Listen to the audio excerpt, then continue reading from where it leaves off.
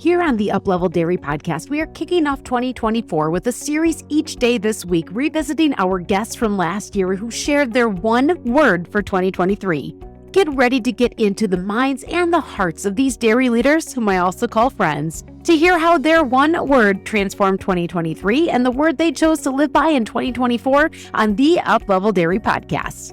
This is the podcast for dairy owners, managers, and advisors who are committed to profitability, sustainability, and excellence. I'm your host, Peggy Coffeen, and it's my mission to bring you the conversations that will up-level your skill set and your mindset so you can be a top performer in the dairy farming business. And our guest today pushed her mindset to new levels with big changes in her work life, personal life, and level of community service. How did Eliza Ruzic from Zinpro persevere through 2023? Well, let's find out. Eliza Ruzic, you joined us 1 year ago when we had talked about your one word for 2023. And so take us back to what you said your word was and tell us a little bit about how that influenced and impacted your life in the past year. Well, my word for 2023 was persevere. And part of the reason that I picked that word is I knew that I was going to have some challenging things ahead for 2023. For my work life, we were launching a new product, and I knew that I was going to need to, keep my nose to the grindstone and keep working towards a goal of launching this product. And the more personal side of my life, I ran for our school board. I ran unopposed, so the election part of it wasn't really where the persevere came in. It was more continuing to move forward in what was best for our kids and our district and our teachers in a lot of different aspects of our school. On the third side of things, my husband and I also have a dairy farm, so continuing to move forward in what our goals were to eventually exit the dairy business and switch over to steers. We still are on track for that for 2024. We don't have an actual date set yet, but things are still on track, and we have, I don't want to say we've made it through the thick of it, but I feel like we can at least take a little bit of a breath, and plans are in place, and it helped me a lot with what I thought I needed, like just remembering that I needed to persevere and I needed to be stubborn in some areas and dig my heels in, and yet always focus on what my purpose was and the reason why I was doing the things that I was doing and the decisions that I was making. And those are some really big areas to persevere through. You talked a little bit about some of the challenges in your work life. And so just take a moment to share a little bit about what that looked like for you. And also take this time too to maybe just talk a little bit about what your work life is and your role there as well. Yeah, so I'm the Wisconsin account manager for Zinpro Corporation. So I covered the state supporting nutritionists and dairy farms in the organic trace mineral space. And in 2022, October at World Dairy Expo, we kind of, I don't want to say shifted gears, but added to our portfolio in the iso acid world, which is a very not densely populated space. Back in the 80s, there were some iso acid products on the market, but because of handling issues and smell and all sorts of things, it kind of never took off. So we took a different approach, and, I have had a lot of positives with it. We've done a ton of research. We've done on-farm field trials where we've seen positive results. But part of our struggle and what we've had to persevere through is that there isn't any sort of iso acid model in ration balancers. So it's very challenging for the nutritionists to, have confidence in something that they need to be balancing as a nutrient for when it's not part of the program that they're using. So we've had to work with nutritionists to get through that and work with the farms to meet their goals on a feed efficiency standpoint, and also, do you target transition cows so you get the biggest bang for your buck as far as investment goes, because you get more milk earlier in lactation and less mobilization of fat and less ketosis and things like that. So being strategic about who we're bringing it to and how we're trying to work through those challenges on farms and with ration balancing has been, it's definitely been an uphill climb, and there's some bumps and turns and twists along the road. But overall, I think that we're still moving in the right direction, which is why I chose persevere as my word, because I knew that I was going to face challenges and that I was going to have to get creative in ways to work through those.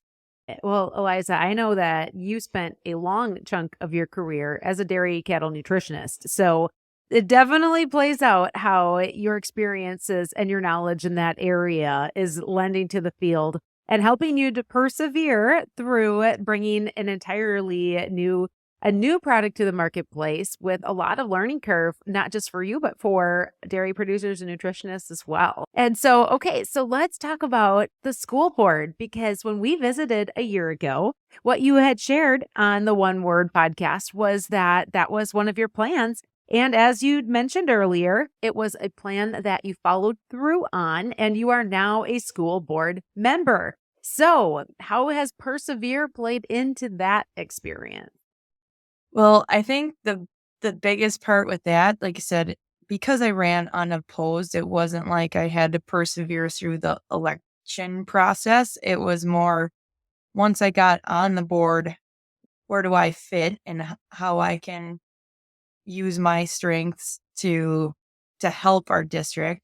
One of the things that we've been kind of dipping our toe in, but trying to get more and more involved with, is collaborating with our neighboring school district. I'm in a very small district. My son is in one of the biggest classes in the school, and he has 28 students, and my daughter has 20 students. So it's a very small district, and then the neighboring district also is, they're a little bit bigger than us. They probably have 30 to 45 kids per class, but not a lot bigger than us. And so we've just been trying to find ways to work together and give more opportunities to our kids, and yet communicate those to the community and try and listen to what they are wanting from our school district, whether it's sports or co-curriculars or class offerings. And it's been a real challenge to work with administration from both districts and the school boards from both districts and try to bridge that gap. So there have been a lot of different ways that I've had to persevere through, voting against the grain on certain things or whatever that happens to be. But I've just continued, to try and keep the kids' best interest first, and yet still, making a good experience for our teachers and staff, and, keep the community involved as much as possible. It sounds like you definitely keep the greater good in mind in these decision-making processes. And you mentioned too that part of what you saw an opportunity here was to really bring your strengths into the school board in your area. And so what strengths do you believe you bring to the table? I think I'm pretty good at looking at both sides of the equation. Like, I realize where the administration sits is a very different position than what a community member or parent sits in. So when I'm communicating with, whether it's our administration or with parents or just community members, I try and let them know what the other point of view is, to kind of open their eyes to what the other group is thinking. As a parent myself, obviously, I have kids in the district. I grew up in a different district than what I'm in now, that was a little bit bigger size school. So I have that experience as well. So I've just tried really hard to keep an open mind to things and help others be open minded as well, and also show empathy, because I think that that goes a long way when you understand the struggles that people are going through. And no one's trying to do a bad job. I mean, our administration is not trying to hide things. Our teachers are not trying to do a bad job. They're all trying to do the best they can, but it's hard. So making sure that everybody just can talk through things and have an open door, I think has been really helpful. And I've gotten good feedback from both teachers and parents that they appreciate that I listen. And so that's one thing I've continued to try to do. Yeah. And so the power of listening, and as you mentioned before, what you are also able to bring to the table is bringing those viewpoints together. And what a great uniqueness, what a great skill set, and what a great gift you are to your local school and your local community and all of those that it serves. And so the third area that you talked about with this word of perseverance is right within your own family and your own dairy farm. So talk a little bit more about how perseverance has led you and your husband and your family into making a really big decision. Yeah. So when my husband and I had our first son, he's 12. So 12 years ago, at that time, we were milking 60 cows. We owned, I think, 120 acres at that time. We said then that we didn't want to be milking cows in a tie stall barn anymore when he was a freshman in high school. So 14, 15 years old.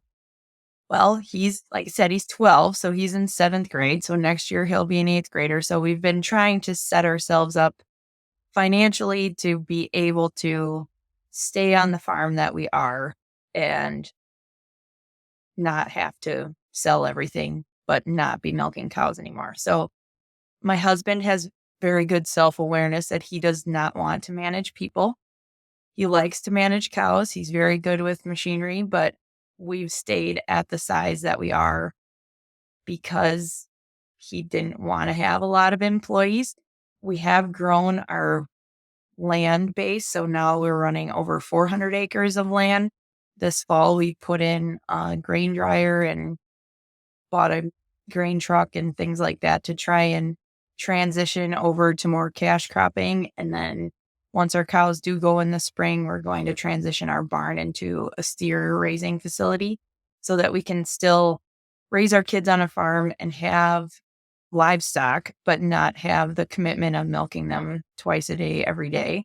So, like I said, we've been kind of building up to this for the last 12 years, but everything just kind of came to a head with the way milk prices have been and regulations and everything. It's like, you know what? We're ready. So perseverance has definitely been, it's been a 12-year thing, more so than just 2023 for that. I think anyone in the dairy business knows you need to persevere to make it through one year to the next. And, it's been a really good way to raise our family. It's been a very rewarding business. Even my son asks me all the time, he's like, "Mom, are we poor?" I say, "No, honey, we're equity rich, cash poor." There's a difference. So then it's a good economic lesson for him at 12 years old of what equity is and what cash flow is and all of those sorts of things. So luckily, financially, we have been able to work it out that we can stay where we are. We don't have to sell our land or farm or anything like that. We can just take a little bit more time to focus on our kids and be more involved in the things that they want to be involved in as they get a little bit older. Our youngest is 7, so she, is starting to get involved in things, but our 12-year-old in junior high, we're age and FFA and sports and all of the things. It's every night it's something. And so I'm glad that you opened up and shared how this process has really gone for you and your family of making the decision to get out of milking cows and out of dairying. And as you reflect on that word persevere, it definitely rings true to the duration of the time that the two of you have been dairy farming together and farming as a family. But there's also a level of perseverance, not just in the lead up, but also the follow through. Because it is hard. These are hard decisions. And it sounds like you've really spent a lot of intentional time planning how to do this exit and also what life will be like on the other side for you, your husband, and your family. And so perseverance is, like I said, I think it's not just all of the endurance for the long run that it took, but it's also persevering through this follow through stage of saying, hey, when we started this, we did begin with an end in mind. And following through on that end and doing it right, that's where you're at. Yeah. And having a relationship with our banker and being upfront with him with our goals from the beginning of when we started working with him shortly after we got married. 14 years ago, we started working with him. And that has been huge to setting us up for reaching our goals and being able to farm the way that we wanted to farm and that we were comfortable with, and not feeling like we had to make a decision that we weren't comfortable with. So that has been a big part of it as well. Yeah. And so, again, we look at these areas that you've really just drilled down into your own perseverance in the last year, whether that was through your work, through your community involvement with the school board, and right within your own farm and your own family. And so, when you think about that word perseverance, to me, what comes to mind is the ability to endure and get through really tough times. And sometimes those can be the times when other people would want to quit, would want to abort mission, would want to do something that is the easy route. And so, has there been anything in the last year that just really challenged you particularly, like to the point where you really questioned, oh my gosh, this would be the time to quit, right? Like, has there been anything that really jumps out where you were really particularly challenged and that perseverance, just being in the mindset and just bringing that back to the center was the thing that helped you get over that hump and keep moving forward? Very recently, we had a neighbor of ours have some family situations happen where some land came up for sale right next door to us. And my husband and I had the conversation about it. It's 65 acres. It's not great land, but it literally is right up against our line fence. And we had to make the decision, do we want to put ourselves in a position where we can't follow through with selling our cows because we would need the milk check to support that purchase of the land until we are able to get it up to a fertility level and production level that it can support itself. Land prices, as I'm sure everybody knows, in a lot of areas are going up exponentially, and interest rates are not low at the moment. So we really had to look at, okay, is it worth it for us to take this step back and maybe change what our timeline looks like for selling our cows? Or do we want to stick with the plan and let this go past? And, if the opportunity comes up again sometime down the road, maybe we'd be in a different position. So persevering through, and maybe I don't know if persevere is even the right exact term that we would use for that, but just focusing on what our end goal is and why we wanted it to be the timeline that we've set up this whole time. It's like, it'd be easier really to just keep milking cows. I mean, it's not easy to milk cows, but the not changing what we're doing is the easier thing at this point. But I mean, we've talked through it and we're like, you know what? If it's at an amount that we can't afford by selling our cows this spring and switching over to, grain and steers, well, then we shouldn't do it. So it's definitely played a factor in some big decisions. Yeah, and really carried you through. I really appreciate too how you articulated the fact that you had to go back to revisiting the original vision and what you wanted and why, the why for what it was, so that when that, I'm going to call it, the shiny object, the temptation, the land, when it came up, you were able to take those steps back, and instead of making a knee-jerk temptation, knee-jerk reaction to that temptation to purchase, say, okay, bigger plan, bigger vision, bigger picture. This isn't a fit for us right now. And that's a great demonstration of what perseverance is, because, again, break down that word. It's endurance, it's building strength, it's building resilience. And all of that is helping to build strong decision-making skills and keep you focused on what it is that's a bigger vision. So it's a great example, and kudos to you and your husband for working through those things together. And so we just did this recap of what perseverance was for you in 2023. And I'm really excited to hear, do you have a word that you picked out for 2024?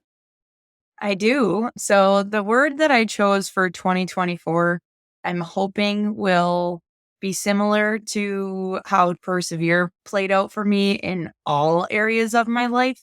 So the word that I chose is genuine. And part of that, I remember your word for 2023, Peggy, was truth. And I think genuine has some similarities to that, where honesty is a very important quality that I look for in people and that I hold myself accountable to. And I think being genuine, whether it's as a mother, as a farmer, as an employee at Zinpro, working with my customers, or on the school board or in my community, I really want to show up every day as the person that I am, and true to my values, true to what I hold in high regard. So I'm hoping that as some of these things come to fruition, whether it's when we sell our cows, like, I still want to be the same mom that I was with cows as I am without milking cows. I want my kids to still have the work ethic and the values and the drive and responsibility that they had before. So I think being genuine in that area of my life hopefully will help me remind myself of those things as we go through those changes.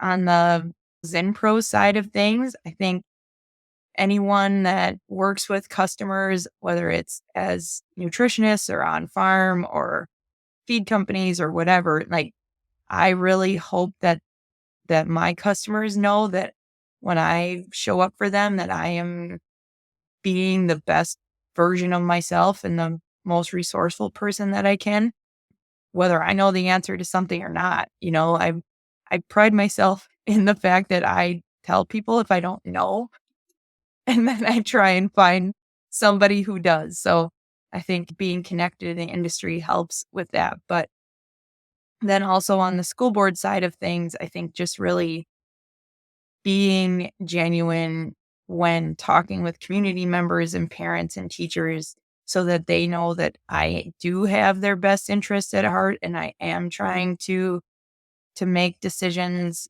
with the rest of our board to continue to give a better education experience to our students. Well, Eliza, I've known you for a very, very long time, since we were probably like 12. Back at junior Holston conventions and everything else. And with that knowledge in mind, I will say that I don't believe you will have any problem with being genuine in 2024, because that's, in my eyes, who you've always been. And that's what has made you successful in your career. That's what's made you successful as a mom. That's what's making you successful as you pour into your community through the work that you're doing. And so, any final thoughts? Any wrap-up thoughts? for 2020, end of 2023 or heading into 2024?